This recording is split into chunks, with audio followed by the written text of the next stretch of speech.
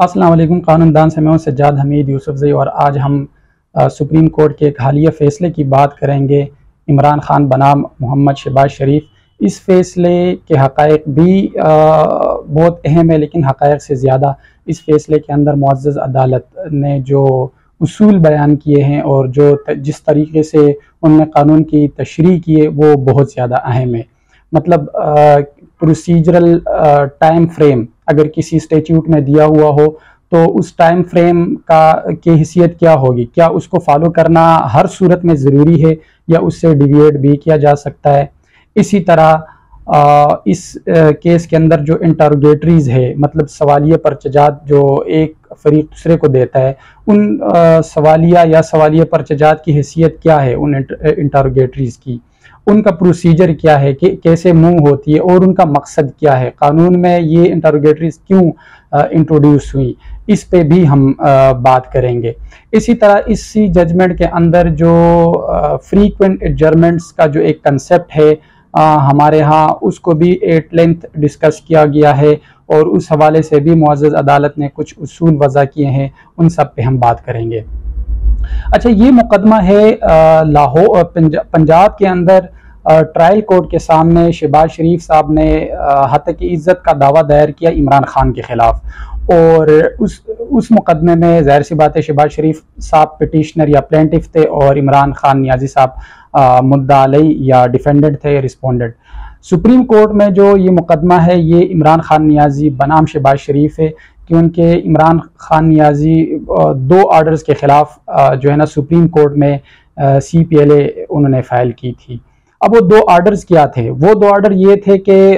शहबाज शरीफ साहब और इमरान खान नियाजी इन्होंने अपने इंटरोगेटरीज फ़ाइल किए, तो इमरान खान ने अपने जो इंटरोगेटरीज है उस पर ऑब्जेक्शंस रेज़ करने थे, उन्होंने जो 7 दिन का टाइम होता है उसमें रेज़ नहीं किए, उन्होंने 1 महीने बाद अपने ऑब्जेक्शंस रेज़ किए। तो अदालत ने कहा कि ये तो आप लेट आए हैं। इसी के साथ अदालत ने उनसे कहा कि आप इंटरोगेटरीज के हवाले से अब ऑब्जेक्शन तो नहीं फाइल कर सकते, लेकिन अपना जो राइट ऑफ डिफेंस है उसको अवेल करें, उसके जो है ना आप रिस्पॉन्ड करें उसको। तो उस पर भी उन्होंने कोई रिस्पॉन्स नहीं दिया। तो उस हवाले से अदालत ने ना सिर्फ ये कि उनके जो ऑब्जेक्शन एप्लीकेशन थी to the interrogatories file by the plaintiff, न सिर्फ ये कि उसको ख़त्म किया, उसको रिजेक्ट किया, बल्कि उनका जो राइट ऑफ डिफेंस है उसको भी ख़त्म कर दिया। ये दो अलग अलग आर्डर्स थे। जो पहला आर्डर था, जो ऑब्जेक्शन एप्लीकेशन फाइल की थी पिटिशनर ने, वो 20/10/2022 को उन्होंने फाइल की थी और 20/10/2022 को उनकी एप्लीकेशन रिजेक्ट हुई थी, ऑब्जेक्शन एप्लीकेशन। और इसी तरह 24/11/2022 को उनका राइट ऑफ डिफेंस भी स्ट्रक आउट किया था ट्रायल कोर्ट ने। उसके खिलाफ जो पिटिशनर है इमरान खान नियाजी जो सुप्रीम कोर्ट के सामने, वो पिटिशनर गया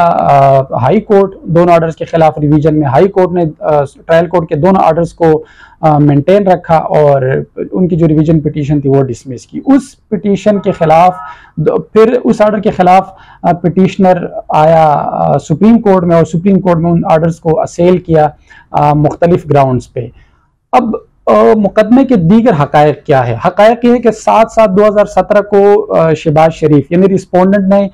एक मुकदमा दायर किया और उसका रिटन स्टेटमेंट उसके ठीक 4 साल बाद इमरान खान साहब दायर कर रहे हैं, जो पिटिशनर है वो दायर कर रहे हैं ठीक 4 साल बाद, यानी कम से कम 27/7/2021 को उन्होंने रिटन स्टेटमेंट दायर की। गोया के सिर्फ रिटन स्टेटमेंट दायर करने के लिए 4 साल लग गए।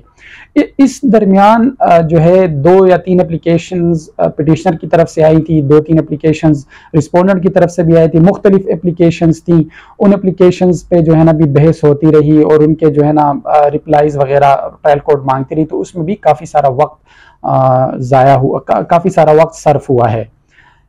अब सुप्रीम कोर्ट ने ये देखना था कि जो पिटिशनर है उसका कंडक्ट कैसे रहा, क्या उनको जो 185(3) जो एक डिस्क्रिशनरी रिलीफ देता है पिटिशनर को, तो क्या सुप्रीम कोर्ट अपने डिस्क्रिशन इस्तेमाल करके यहाँ पे पिटिशनर को रिलीफ दे सकती है या नहीं। इस हवाले से जो वकील थे उन्होंने ये बहुत सारे दलाइल दिए, लेकिन उनमें सबसे अहम जो दलाइल थे वो ये थे कि सबसे पहली बात तो ये कि ट्रायल कोर्ट अज खुद यानी सो मोटू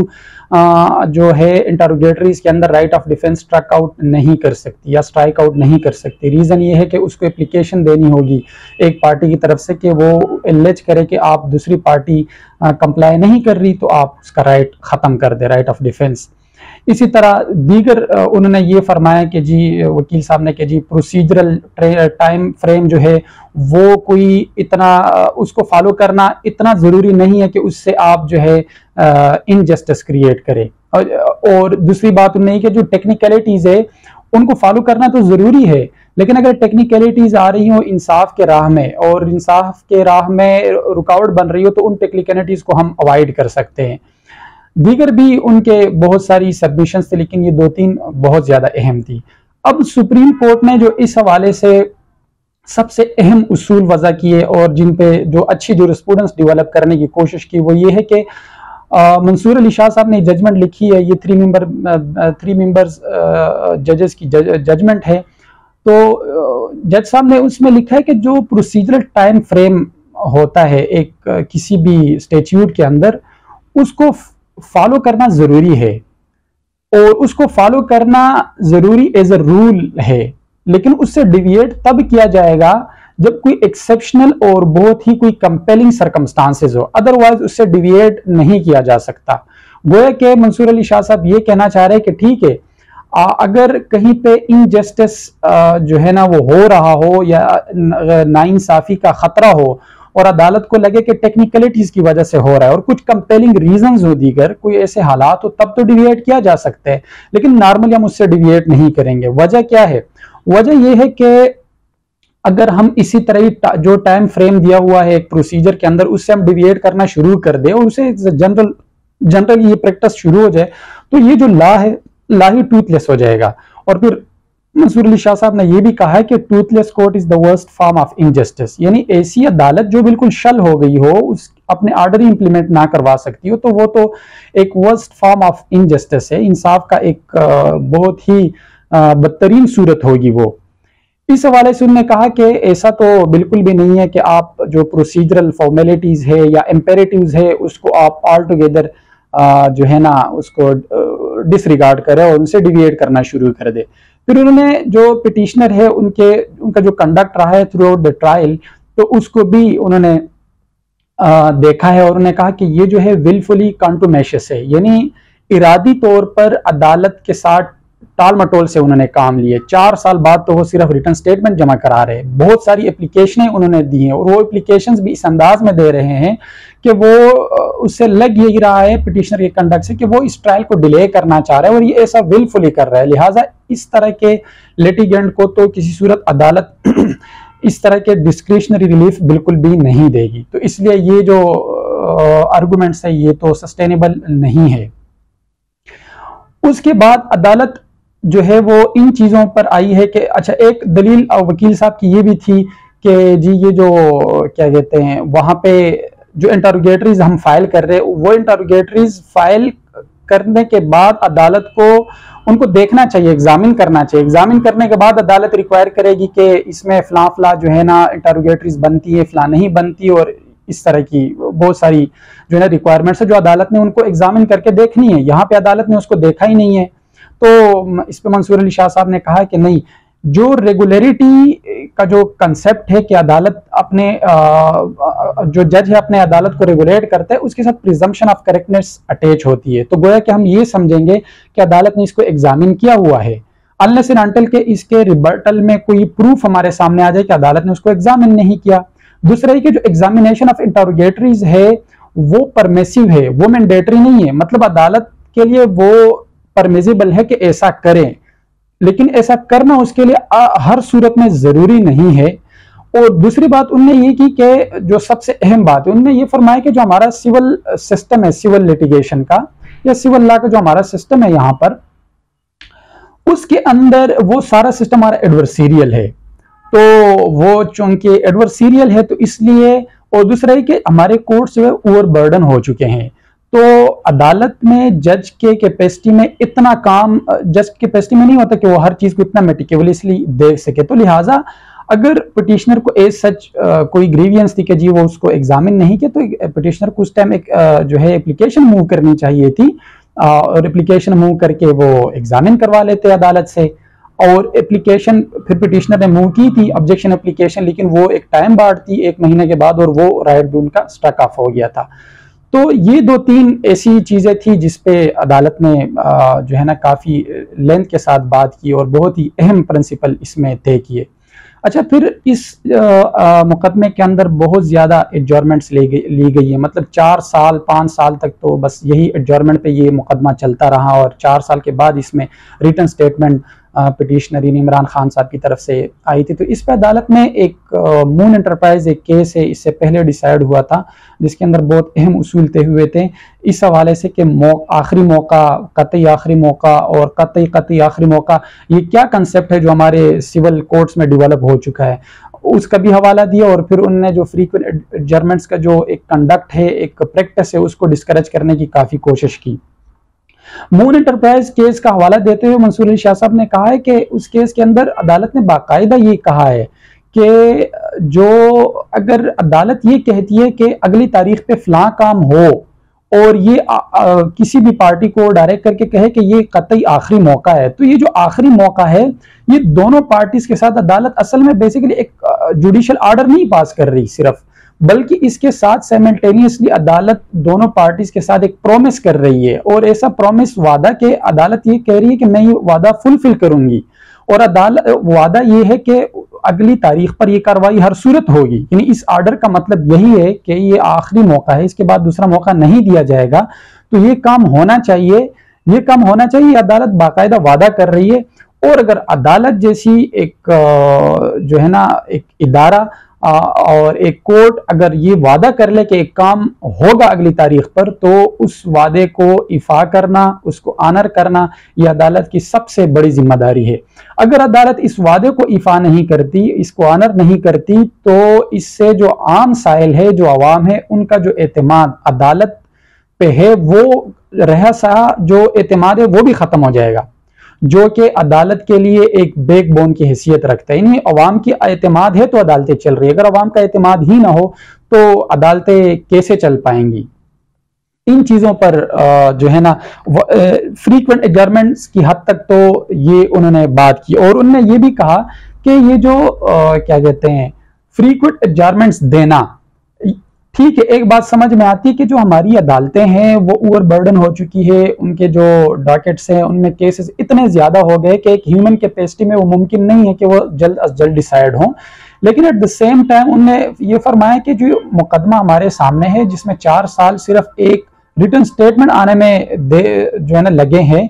तो इस कंडक्ट को हम यूं ही इससे जो है ना सरफे नजर नहीं कर सकते, हम इस फैक्ट से ओब्लिवियस नहीं हो सकते कि इसके अंदर जो अदालत का अपना कंडक्ट था वो भी ठीक नहीं रहा। वजह यह है कि अदालत को ठीक है मुकदमात ज्यादा है, लेकिन इसके बावजूद कोशिश करनी चाहिए कि जल्द अज जल्द मुकदमात निपटे। यहाँ पे तो अदालत मुसलसल फ्रीक्वेंटली एडजॉर्नमेंट्स पे एडजॉर्नमेंट्स दे रही है, वो भी बगैर किसी जस्टिफाइड रीजन के, यानी अनजस्टिफाइडली बहुत सारी एडजॉर्नमेंट्स दी गई है। तो इस पे भी अदालत ने खासा जो है ना तलखी का और बरहमी का इजहार किया है कि ये जो प्रैक्टिस है, ये प्रैक्टिस अब खत्म होनी चाहिए। अब अदालत ने ये भी फरमाया कि जो ये कहना कि जी फाइनल अपॉर्चुनिटी ये काफी है, अब फाइनल के बाद ये एब्सोल्यूट फाइनल और एब्सोल्यूट फाइनल, कतई आखिरी मौका, ये प्रैक्टिस अब खत्म होनी चाहिए। तो गोया कि अदालत ने ये फरमाया कि आप एक ही बार अपना ऑर्डर दें कि जी ये आखिरी मौका है बस, और उसके बाद उस ऑर्डर को हर सूरत इंप्लीमेंट करे। और उन्होंने ये भी फरमाया कि जो आम सिविल कोर्ट है वो उसी तरह के एक कोर्ट ऑफ लॉ है जिस तरह एक दीगर कोर्ट से हम सारी अदालतें कानून के तहत ही हम वजूद में आए हैं, तो अपने ऑर्डर इंप्लीमेंट करवाने में जिस तरह सुप्रीम कोर्ट अपना ऑर्डर इंप्लीमेंट करवाती, इसी तरह एक सिविल कोर्ट को भी चाहिए कि वो अपना ऑर्डर इंप्लीमेंट करवाएं, ताकि ये जो हमारा सिस्टम है ये किसी तरीके से तो राह पर चले। फिर उन्होंने एक मशहूर जज साहब है उनका हवाला दिया, और उन्होंने कहा कि इस हवाले से ये जो एडजर्नमेंट से और ये जो लिटिगेशन के अंदर डिले है अननेसेसरीली, इसको कर्ब करने के लिए, ये जो मेनेस है, टू कर्ब दिस मेनेस, कि इस जो ये जो बुराई है इसको खत्म करने के लिए अदालत को बहुत ही ड्रास्टिक किस्म की अप्रोच अपनानी होगी। वो ड्रास्टिक किस्म की अप्रोच ये है कि आप एक दफा वार्निंग दें कि जी अगले तारीख पर ये काम करे, अगर काम नहीं करता, अगली जो पार्टी है जिसको डायरेक्शन दी गई वो कंप्लाई नहीं करती, वो पार्टी या वो फरीक कंप्लाई नहीं करती, तो अदालत को चाहिए कि वार्निंग देकर अगली तारीख पर उसका राइट ही खत्म कर दे अगर कंप्लाई नहीं करती। ये नहीं होना चाहिए कि वार्निंग्स पे वार्निंग्स दे रहे, यानी कंटिन्यूअसली वार्निंग देना और फिर उसको इंप्लीमेंट ना करवाना। This is something which मॉक्स the judiciary, जो अदालत का मजाक उड़ा रही है। तो ये चंद ऐसे अहम तरीन उसूल थे जो अदालत ने तय करने की कोशिश की है ताकि हमारा जो सिविल लॉ सिस्टम है, सिविल लिटिगेशन का जो हमारा सिस्टम है, सिविल ट्रायल्स जिस तरह चलते हैं, ताकि वो ट्रायल्स जो है ना एक्सपीडिशियस हो जाए। तो अदालतों को इस जजमेंट को देखकर अब कम से कम जो एडजॉर्नमेंट्स का इशू है और दीगर इश्यूज है इनको टैकल करना चाहिए। अच्छा, अदालत जो इंटरोगेटरीज का एक कंसेप्ट है उस पर भी अदालत ने काफ़ी जो है ना तफसील से बात की है। इंटरोगेटरीज बेसिकली ऐसा कंसेप्ट है कि दोनों फरीक की तरफ से जब प्लीडिंग्स आ जाती है, एक तरफ से प्लेंट दूसरी तरफ से रिटर्न स्टेटमेंट, या एक तरफ से प्लेंट आती है दूसरी तरफ से रिटर्न स्टेटमेंट आने से पहले ही अगर इंटरोगेटरीज आ जाए दोनों फरीकें की तरफ से, तो मामला जो बहुत बड़ा होता है, जो बहुत फैला होता है, जिसके अंदर फैक्ट्स भी ज्यादा होते हैं, जिसके अंदर दोनों फरीक ने बहुत ज्यादा अवर्मेंट्स जो है ना दी होती है, बहुत सारी चीजें एलिज की होती है, तो इंटरोगेटरीज के जरिए उस पूरे डिस्प्यूट को बहुत ही छोटा करके अदालत के सामने रखा जा सकता है। यानी जो बहुत बड़ा डिस्प्यूट लगता है वो डिस्प्यूट छोटा हो जाता है, बहुत सारी अननेसेसरी चीजें जो होती है वो निकल जाती हैं, और वो 2-3 पॉइंट्स या बहुत ही कम पॉइंट्स जो जिसपे दोनों फरीक का तनाज़ा होता है, दोनों फरीक डिस्प्यूट करते हैं उन चीज को, वो अदालत के सामने आ जाती है। क्योंकि इंटरोगेटरीज के अंदर एक फरीक दूसरे फरीक से कहता है कि आप फला बात तस्लीम करे, ये इस तरह हुआ था, दूसरा फरीक भी इसी तरह कहता है, तो उसमें से बहुत सारी एडमिशंस भी आ जाती है और बहुत सारे डिनायल आ जाते हैं। तो जो डिनायल आ जाता है उस पर डिस्प्यूट होता है, जो एडमिशन आ जाती है वो डिस्प्यूट खत्म हो जाता है। तो इसलिए वो अदालत ने फरमाया कि इंटरोगेटरीज का मकसद ये है कि एक बहुत बड़े डिस्प्यूट को श्रिंक करके छोटा कर दिया जाए अदालत के लिए, इससे भी टाइम सेव हो जाता है। इस पर भी मुअज़्ज़र अदालत ने फरमाया कि इंटरोगेटरीज का बेसिक मकसद ही यही है कि वो लिटिगेशन का जो टाइम पीरियड है वो भी कम हो, अदालत का जो प्रीशियस टाइम है वो भी कम सर्फ हो, और जो लिटिगेंट्स है उनको भी जल्द अज जल्द रिलीफ मिले, और सबसे बढ़कर असल मामला क्या है, असल डिस्प्यूट क्या है, उस तक शुरू में ही पहुंचा जाए। तो ये इंटरोगेटरीज का मकसद है। फिर अदालत ने यह भी फरमाया कि जब इंटरोगेटरीज का ये मकसद है तो इसका ये मतलब नहीं कि उसको अननेसेसरीली डिले करता जाए और वो ये मकसद ही उसका फौत हो जाए। मंसूर अली शाह साहब ने लिखा कि पंजाब के हद तक तो अमेंडमेंट्स आई है इंटरोगेटरीज में, तो वहां तो कानून थोड़ा सा दीगर सूबों से डिफरेंट है, वहां पे बाकायदा टाइम फ्रेम दिया हुआ है, वहां पे सो मोटू अदालत खुद से भी राइट स्ट्राइक आउट कर सकती है, क्योंकि उन अमेंडमेंट्स में ऐसा आया हुआ है। इंडिया के अंदर वहां से जजमेंट्स लेना, क्योंकि वहां पे भी यही है कि जी आप इंटरोगेटरीज में राइट ऑफ डिफेंस तभी स्ट्राइक आउट होगा जब दूसरी तरफ से कोई दरखास्त आएगी, जब तक कोई दरखास्त ना हो तो इस सच जो है ना हम राइट स्टक ऑफ नहीं करेंगे। तो मंसूर अली शाह साहब ने कहा कि नहीं, ऐसा नहीं है। अब लाहौर पंजाब की हद तक तो ऐसा इसलिए नहीं कि वहां पे अमेंडमेंट्स आई है। दूसरा ये कि बड़ी अहम जूरिस्प्रूडेंस जो शाह साहब ने मुअज़्ज़ज़ अदालत ने जो एक और डेवलप करने की कोशिश की, ये फरमाया कि जो ये पिटिशनर की वहां पे जो रिस्पोंडेंट है शहबाज शरीफ के वकील की तरफ से बार बार अदालत से दरख्वास्त करना कि जी आप अगले की राइट खत्म कर दे, या ये कि उनकी तरफ से ये रिक्वेस्ट करना कि जी जल्द अज जल्द केस डिसाइड करे, दूसरी फरीक खामखा के एडजर्नमेंट्स ले रही है, ये सारी चीजें रिक्वेस्ट ही तो है, इसको भी तो हम रिक्वेस्ट ही डिक्लेयर कर सकते हैं अगर देखा जाए तो। थोड़ा सा अगर हम कुछ वाइडली हम थोड़ा सा इसको इंटरप्रेट करने की कोशिश करें तो बेसिकली जो मंसूर अली शाह साहब है वो ये चाह रहे हैं कि जी आप इंटरोगेटरीज के कंसेप्ट को एक तो इम्प्लीमेंट करवाएं, दूसरा ये कि जो हमारी अदालतें वो जो केसेस है वो एक्सपीडिशियसली डिसाइड करे। ऐसा नहीं होना चाहिए कि जो कंटोमेशियस और विलिंगफुली कंटोमेशियस डिले कर रहे हो, जो जिसका कंडक्ट ही ऐसा हो कि जी वो खामखा एक ट्रायल को खींच रहे हो, तो उनके साथ तो कोई भी डिस्क्रिशनरी रिलीफ उनको नहीं दिया जाएगा। ये बेसिकली मुअज़्ज़ज़ अदालत कहना चाह रही थी। इसी वजह से सुप्रीम कोर्ट ने भी हाई कोर्ट और नीचे ट्रायल कोर्ट के दोनों ऑर्डर्स को एज इट इज रखा और उन्होंने यही कहा कि राइट ऑफ डिफेंस भी सही स्ट्राइक आउट हुआ है और जो ऑब्जेक्शन पिटीशन है वो तो वैसे ही टाइम बार था सॉरी, तो वो तो वैसे ही जो है ना वो डिसमिस हुआ है। अच्छा, ये 3 मेंबर बेंच सॉरी की जजमेंट थी, तो इसमें एक डिसेंडिंग नोट भी है जस्टिस आयशा मलिक की तरफ से। उनका डिसेंडिंग नोट भी माशाल्लाह बहुत ही well argued, well grounded, well reasoned है। उन्होंने ये फरमाया मुअज़्ज़ज़ जज साहिबा ने कि देखिए जो 4 साल डिले आया है रिटन स्टेटमेंट में, जिसको अदालत ने कंटुमेशियसली और विलफुली जो है ना कंटुमेशियस कंडक्ट से ताबीर किया है, तो वो कह रहे थे कि ये ठीक नहीं है। उन्होंने तो ऑब्जेक्शन पिटीशन को डिसमिस करना ऑन द ग्राउंड के दैट वाज टाइम बार्ड, वो ठीक है, लेकिन उन्होंने कहा ये right of defence strike out करना ये ठीक इस वजह से नहीं है कि वो जो कंटुमेशियस कंडक्ट है वो पिटिशनर का नहीं है, बल्कि दोनों साइड से और अदालत का भी। अदालत ने भी बाकायदे एडजर्नमेंट्स दिए फ्रीक्वेंटली। जब अदालत ने उनको एडजर्नमेंट्स दी है और अदालत को अगर नहीं देनी चाहिए थी लेकिन वो दे चुके हैं, तो हम पिटिशनर को उसकी सजा क्यों दे? ये तो अदालत को जो है ना इस हवाले से माइंडफुल होना चाहिए था। तो इस चीज पे उन्होंने गिरफ्त की। उन्होंने ये कहा कि देखिए 4 साल में अगर डिले हुआ है रिटन स्टेटमेंट में, तो 4 साल में मुख्तलिफ एप्लीकेशंस आई है, बहुत सारी। उन एप्लीकेशन 2-3 एप्लीकेशन तो सिर्फ रिस्पोंडेंट साइड से थी, शहबाज शरीफ की तरफ से, और 2-1 एप्लीकेशन इमरान खान की तरफ से थी, और एप्लीकेशन पे बहस भी होती थी, उन पे जो है ना जवाबात भी मांगे जाते थे। तो इसलिए ये डिले जो है that is not only attributable to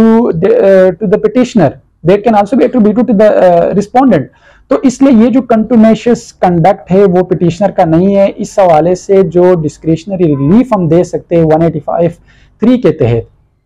और CPLA जो है उसको अलाउ करके उनको ये डिस्क्रिशनरी रिलीफ दे देना चाहिए। ये उनका डिसेंटिंग नोट का जो क्रक्स है वो यही है, लेकिन उनका डिसेंटिंग नोट भी वेल ग्राउंडेड है, उसको भी पढ़ने की ज़रूरत है। जाहिर सी बात है डिसेंटिंग नोट तो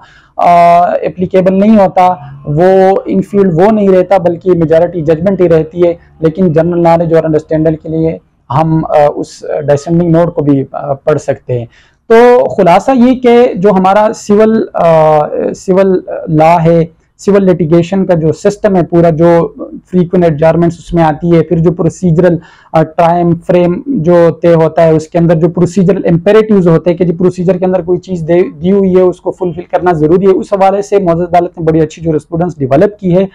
ज़रूरत इस अमर की है कि हमारी जो निचली अदालतें हैं वो इस जजमेंट को एज इट इज़ इम्प्लीमेंट करना शुरू कर दें, और ये जो कतई आखिरी मौका, उसके बाद आखिरी मौका, इस चीज़ को ख़त्म कर दे। प्रोसीजर के अंदर अगर टाइम फ्रेम दिया हुआ है तो उसको इम्प्लीमेंट करना शुरू कर दे, और जो इंटरोगेटरीज का कंसेप्ट है सबसे बढ़कर, इस कंसेप्ट को हमारी अदालतें जो है वो इम्प्लीमेंट करना इन लेटर इन स्पिरिट शुरू कर दे। क्योंकि अगर ये इम्प्लीमेंट हो गया, फ्रीक्वेंट एडजर्नमेंट्स का मसला खत्म हो गया, तो जो मुकदमा 4 साल में तय होने वो 2 या 2.5 साल पे उसकी उम्र आ जाएगी। तो ये बेहतरी हमारी सिस्टम में इसकी ज़रूरत है, एक अच्छी जजमेंट है, इसको इम्प्लीमेंट करने की ज़रूरत है। इसके साथ इजाज़त दीजिए, अल्लाह हाफिज़।